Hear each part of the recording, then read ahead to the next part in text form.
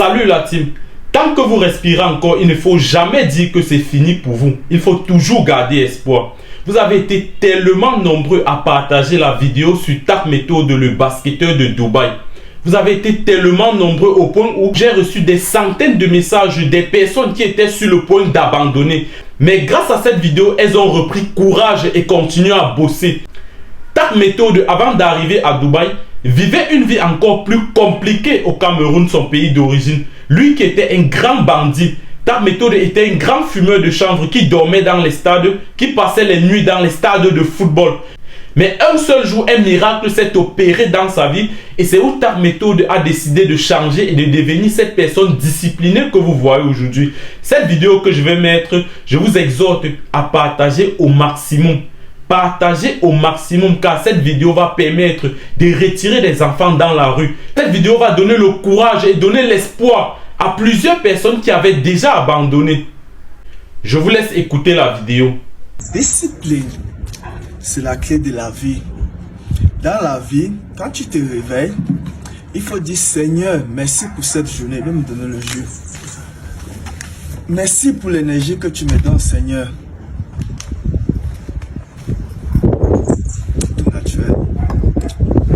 Merci pour cette force que tu me donnes. Et chaque fois, quand moi je parle de Dieu, je ne te demande pas d'aller à l'église. Parce que moi, je suis né dans une famille catholique, mais ce n'est pas l'église catholique qui m'a donné la foi. Et la vraie vérité est que quand on parle de Dieu, ça veut dire que tu dois avoir confiance en toi. Tu dois croire en toi. Tu ne dois pas être jaloux. Ça, c'est Dieu là-bas. Dieu, ce n'est pas dans une église parce que la vraie vérité est que même si tu paies l'argent tous les jours à un pasteur, si tu ne t'aimes pas, tu n'as pas un homme de foi, l'église ou un pasteur ne peut pas te faire avoir la foi. C'est pour ça que moi, le vrai Dieu que moi je parle, c'est comment toi tu te comportes avec quand tu vois quelqu'un qui a quelque chose de plus que toi. Tu n'es pas jaloux. Quand tu regardes quelque chose chez les gens, tu comprends que dans la vie, nous tous, on ne peut pas être pareil. Tu regardes sur les autres gens pour être inspiré, pour faire le meilleur de toi. Parce que dans la vie, malgré comment tu es jaloux, quel genre de magie tu utilises, tu ne peux jamais être comme quelqu'un. Ça, c'est la vérité de la vie là-bas. C'est pour ça qu'on dit que tu aimes tout le monde, mais à la fin, tu te préfères toi-même. Pourquoi je parle un peu du sport, pour que ça ait un peu de sens? Quand je vous dis que la jalousie, c'est pas bien parce que moi, j'ai grandi dans la rue, ok? Moi, tout ce que je me réveillais, on partait voler avec mes frères. On fuit, parfois quand on nous cherche, on dort au cimetière. Parfois, ce qu'on fait, c'est que si on change de coin, si on dormait au stade Mbappé, on fuit peut-être, on peut dormir peut-être à Dedo là-bas, en attendant que si la personne ne nous trouve pas. Ça, c'est comme ça que moi, je vivais. Moi, je vivais seulement avec de la jalousie. Je faisais tout mon temps seulement qu'à voler. Je n'avais pas de sens de vie. C'est grâce à la discipline que j'ai eu un sens de vie. Comment j'ai pu commencer à faire le sport? Il y a un gars qui s'appelle Nouma le Christian. Nouma le Christian, il est un coureur de 400 mètres, ok? Nouma le Christian, c'est un enfant de cœur à l'église catholique, la cathédrale qui est à Aqua. Pour ceux qui me suivent, ils vont connaître le gars là. Il habitait à côté du poste d'Aqua. Nouma le Christian, il me remarque dans le stade de Bapélépi. Nouma le Christian, il court pendant la nuit. À 4 h du matin, il revient au stade de Bapélépi à 6 h pour s'étirer. Donc chaque fois, Nouma il fumait un peu les pétards. Vous, aujourd'hui en Afrique, on est tellement limité parce que le mbanga, ce n'est pas quelque chose de mauvais. Le chanvre, ça ne détruit pas quelqu'un. Ce n'est pas fait pour tout le monde. Moi, je ne fume plus. Mais la pure vérité est que moi, j'ai fumé le faux crack. Ce sont mes frères qui m'ont fumé. J'ai fumé le chat. Ce n'est même pas ça, on ne se concentre pas sur ça parce que la drogue, c'est la dernière des choses qu'il faut que je donne les pommes à ça. Je ne donne pas de pommes à ça. Mais je dis que aujourd'hui, on fait comme si quelqu'un fume le banga. C'est comme si il est un Satan. Ça, c'est rien ça. Écoutez, Dieu ne juge pas l'acte de l'homme. Il juge ton cœur. C'est ça. Dieu ne juge pas l'acte de l'homme. Il juge ton cœur. N'est pas normal le Christian. Chaque fois qu'il venait au stand Bapélépi, il me réveille le matin. À 6 h, 6 h 30, quand il finit de s'étirer, il me donnait 100 francs que je peux acheter le gay, le monde fume ensemble. Comme lui, il connaissait que comme moi je dors là-bas, je connais tout le monde qui vend le gay. Nouma le Christian, moi, après peut-être une semaine, Nouma me dit que longueur, il dit que oui, il me dit que j'ai quelque chose à te dire qui est vraiment très important. Je lui dis que quoi? Il me dit que non, je vais te dire. On était comme les amis, non? Il venait tout le temps, il me réveille le matin, le monde fume un peu. Chaque fois qu'il courait, quoi. Mais un jour maintenant, nous, le Christian, il ne fait que me dire que Longo, j'ai envie de te dire quelque chose. Il y a quelque chose de très important que j'ai envie de te dire. Je lui dis que, mais mon frère, qu'est-ce que tu as envie de me dire depuis que tu ne veux pas me dire? Mais au fur et à mesure que nous, le Christian ne fait que me dire ça, et s'il vous plaît, j'avais presque 18 ans ou 19 ans et je n'avais jamais fait du sport. Jamais dans ma vie. Jamais. Je n'avais jamais fait du sport. Je fumais de la drogue. Je dormais. Je n'avais pas d'objectif dans ma vie. Je portais un jean sur moi. Pour ceux qui connaissent, ils vont vous dire. Pour ceux qui connaissent, je portais un jean sur moi. Pendant plus de 3-4 mois jusqu'à le jean se déchire. Parce que dans la rue, tu ne peux pas garder quelque chose. Il n'y a pas d'adjoint pour garder. Parfois, dans la rue, tu achètes ton habit. Tu mets dans le plastique. Tu pars quelque part. Tu creuses la terre. Tu mets dedans. Tu chies même au-dessus. Donc, tu creuses la terre. Tu mets dedans. Tu chies au-dessus. En te disant que personne ne doit pas voir. Tu veux revenir le lendemain, quelqu'un doit retirer ça. Quand même, tu es seulement étonné. Donc, moi dans la rue, je portais moi mes habits, ça se déchire sur moi. Quand ça se déchire, je pars au marché, en Kouloulou, j'achète un nouveau jean et je mets sur moi. Donc moi, je portais les habits pendant plus de 3-4 mois sur moi. Donc quand tu me voyais, je n'avais pas de chaussures ni des habits. Normalement que ça, il me disait ça tout le temps. Après maintenant, ça a commencé à attirer mon attention. Moi, je me commençais maintenant à eu peur parce que je me suis dit que, mais tiens, c'est comme si j'ai volé la chose de quelqu'un et la personne entière me chassait et il est parti dire à Noumaleu. Et Noumaleu ne veut pas me dire. Maintenant, j'ai commencé à insister et dire que, mais Père Nawati, non, dis-moi ce qui ne va pas. Qu'est-ce qui ne va pas? Dis-moi. Qu'est-ce que j'ai fait? Il me dit que non, je vais te dire le lendemain. Il revient le lendemain maintenant, il me donne les dos. Je m'avais bam le gay, je m'avais acheté un ségay. Le mois, on fume. Après maintenant, je lui dis que mes pères, dis-moi ce que tu as envie de me dire. Il me dit que non, t'inquiète, je vais te dire. Moi maintenant, je lui dis que moi je connais ce que tu as envie de me dire. Il me dit que quoi? Je lui dis que tu as grossi une fille et tu ne veux pas aller dire à ta mère. Tu as envie que, comme c'est moi qui pas dit à ta mère parce que toi tu n'es pas courageux. Il me dit que regarde-moi le Mougussi. Tu penses que c'est à cause de c'est moi? Non, non, non. C'est de toi que je veux te dire. Ce n'est pas, ça n'a rien à y voir avec moi.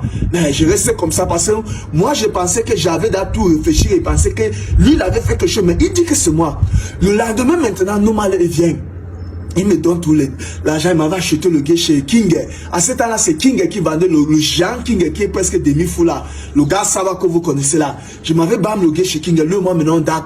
Noumaleu maintenant, il me dit que père, aujourd'hui là, non, je vais te dire ce que Dieu m'a demandé de te dire parce que la vérité est que c'est devenu comme un fardeau sur ma tête. Chaque jour, quand je ne te dis pas ça, quand je pars, j'ai tellement mal. Quelque chose ne fait que me dire que je vais te dire.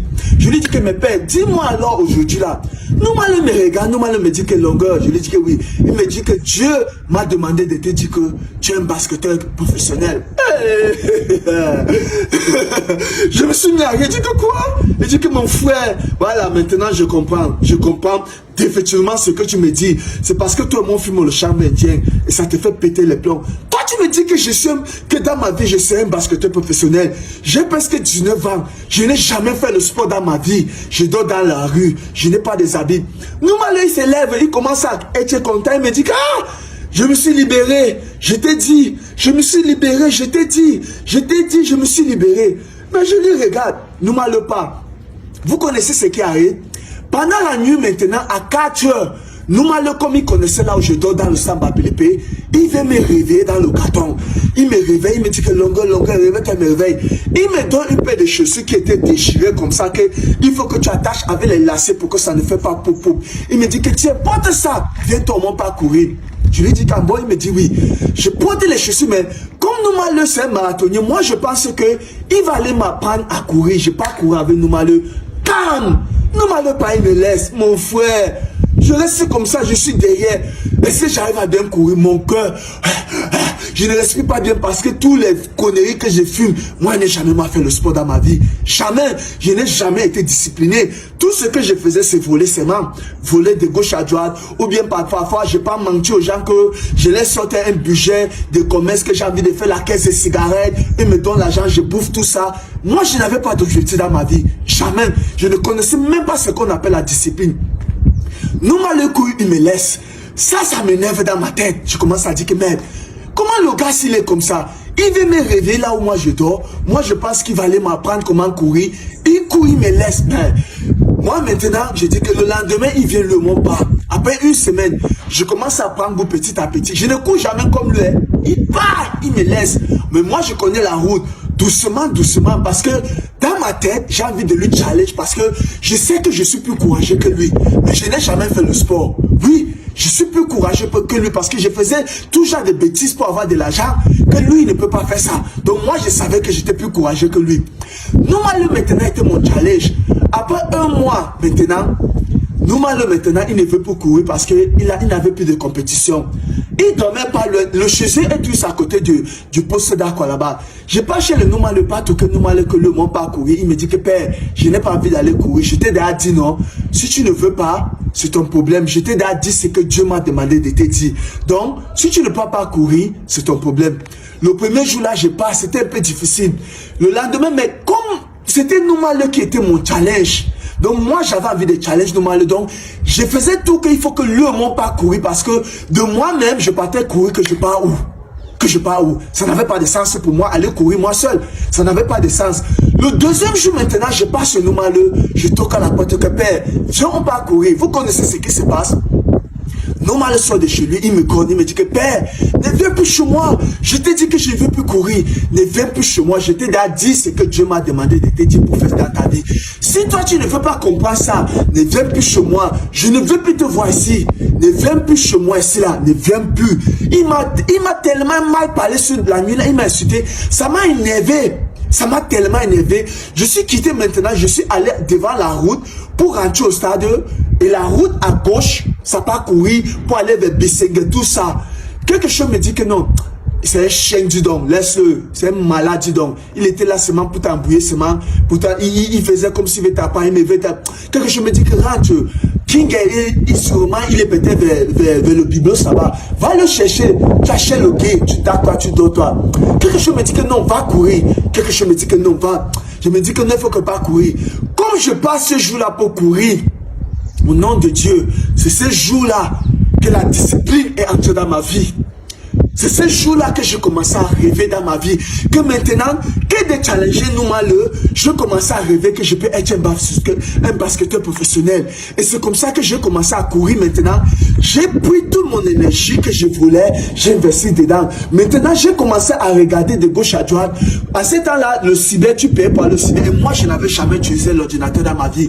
J'ai payé, il y avait un de mes amis qui s'appelait Logo. Il connaissait un peu le cyber. On a le cyber, il a regardé, on a vu un peu les footballeurs et les basketteurs professionnels s'entraînaient 6 heures. Les gens de la NBA. Donc moi, j'ai décidé de commencer à m'entraîner 8 heures chaque jour. Je m'entraînais 8 heures tous les jours que tu as créé. Et c'est comme ça que j'ai retiré Noumal hors de ma vie. C'est pour ça que vous voyez que moi, je n'ai jamais joué au basket au Cameroun. Jamais dans la vie. Mais j'ai reçu à quitter le Cameroun. Je suis allé à Dubaï. J'ai joué le basket semi-pro à Dubaï. Ça n'est jamais joué au basket. Grâce à la discipline et la consistance. Avec Dieu, tout est possible. Il faut croire en toi. Le vrai Dieu, c'est toi-même. Le vrai Dieu, ce n'est pas quelqu'un. Tu n'es pas venu sur cette terre, tu ne vis pas pour quelqu'un. Tu vis pour toi-même. Si tu ne crois pas en toi, tu dois croire en qui? Tu dois croire en qui? Parce que tu peux être jaloux de quelqu'un, mais tu ne peux pas être comme la personne là. Jamais de la vie. Mais si tu crois en toi, tu comprends que rien n'est impossible. Avec la patience et la discipline et la consistance, Dieu va te bénir. Me voici aujourd'hui, je marche partout dans le monde, j'ai créé ma part de vie. À la fin des comptes, j'ai compris que Dieu m'a fait investir mon énergie dans le sport, dans le basket. Mais le basket n'était pas vraiment mon métier.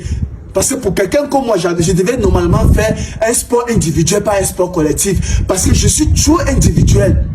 Et c'est comme ça que j'ai concentré ma vie. Et maintenant, comme j'ai commencé à faire à me concentrer, je m'entraînais 8 heures tous les jours. Je n'avais pas d'argent pour manger. Parce que pour s'entraîner 8 heures, il faut que tu aies des sources pour manger.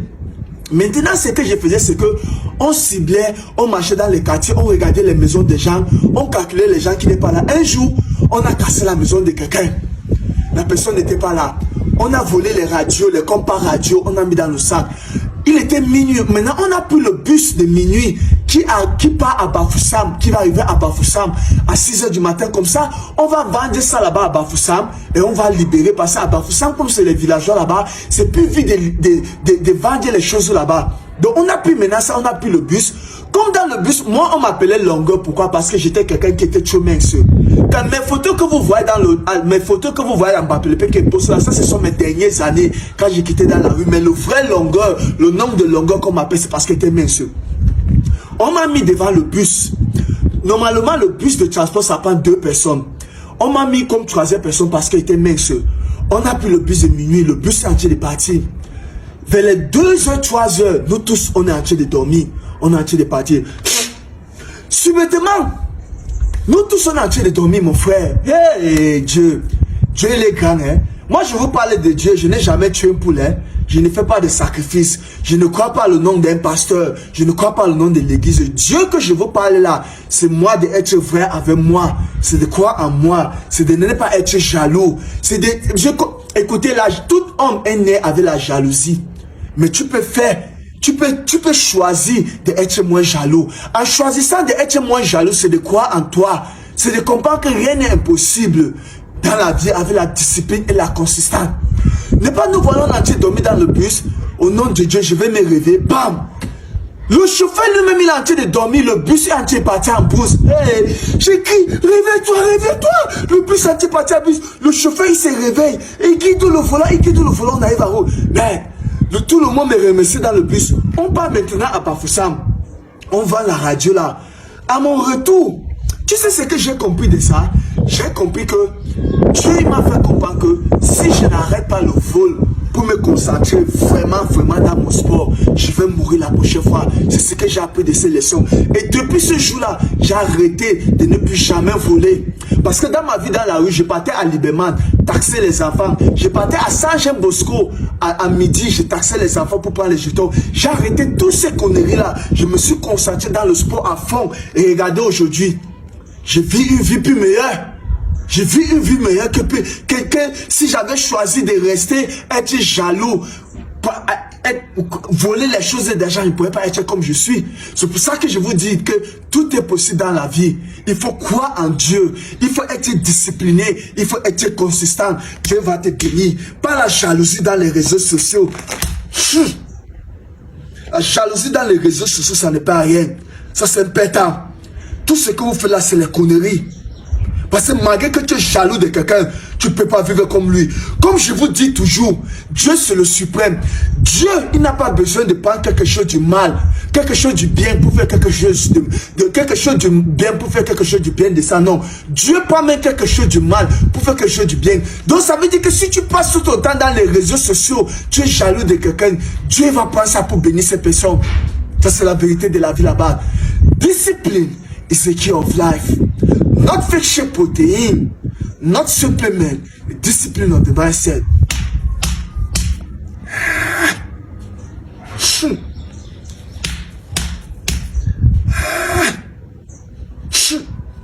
Discipline is the key of life. Jesus Christ. Il faut croire en toi et croire en Dieu. Ne crois pas au nom d'un pasteur. Lui c'est qui? Ne crois pas au nom d'un marabout. Il va se faire enculer. Si le marabout était tellement fort, tu penses que le marabout il n'a pas ses cousins, pourquoi il ne les fait pas devenir riches? Même le pasteur là, tu penses qu'il n'a pas ses cousins aussi? Il a les cousins pauvres. Mais c'est parce que les pasteurs aujourd'hui ils utilisent la force du démon. Le pasteur c'est qui? Crois en toi et Dieu va entrer dans toi. Et le vrai Dieu c'est que tu n'es pas jaloux des gens, tu ne détestes pas les gens. Quand tu regardes les gens, c'est pour apprendre, pour faire le meilleur de toi. C'est ce que Dieu nous demande de faire là-bas. Let's go.